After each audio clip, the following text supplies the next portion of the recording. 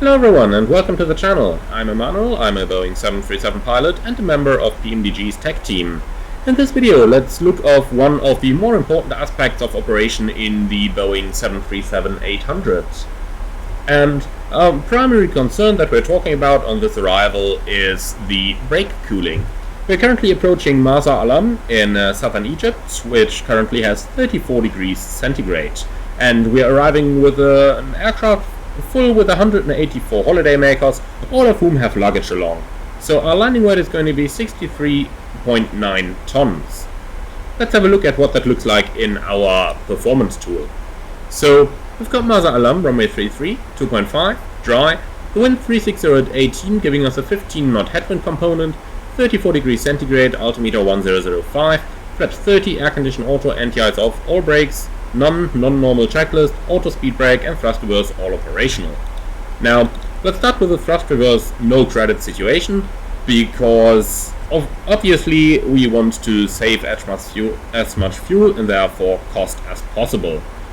Also, note that we have to use a VREF addition of 8 knots up here, because we have 15 knot headwind component and we have to take into account half the headwind component as VREF addition.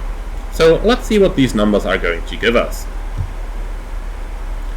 We can see the runway itself is 3,243 meters long, so auto brakes 1 is not an option. Auto brakes 1 is also not an option, because the brakes would be overloaded and the fuse plugs in the tires would most probably melt, and the same goes for max manual braking. So we effectively have two options for this landing. One is auto brake 2, which gives us 2,792 meters and 49 minutes of brake cooling, and the other auto brake 3, which gives us 2,201 meters with 56 minutes of brake cooling. Now, most holiday airlines schedule a turnaround anywhere in the time between 30 to 45 minutes. So, seeing that the brake cooling time is with the park and brake released on trucks at the gate, that means with the values we are talking about here, we're talking about at least 55 to 60 minutes of turnaround time. So, since we're very likely to have less, let's actually have a look at what we can do then. So there are two options here how we can manipulate the brake cooling requirement. One of them is selecting reverse thrust, the other one is going to a higher flap setting. Now, at a flap setting of 30, the airplane handles a lot nicer in turbulence, and since it is so hot, I'm definitely expecting some turbulence in form of some thermals and up and down drafts. So I would prefer flaps 30 over flaps 40 for this landing. Our other option then is to take the thrust reversers all operational, so that means second detent, around about 73 to 75% reverse thrust, and you can see how much of an impact those thrust reversers are actually making.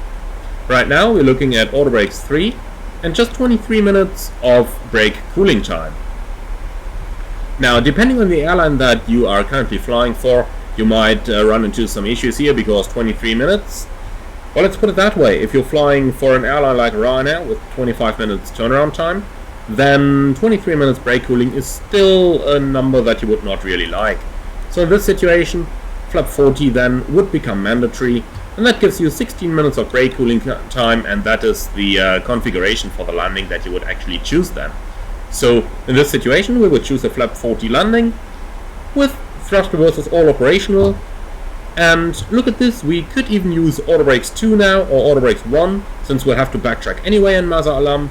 So looking at this, we could probably even go without any brake release at all if we chose auto brakes 2.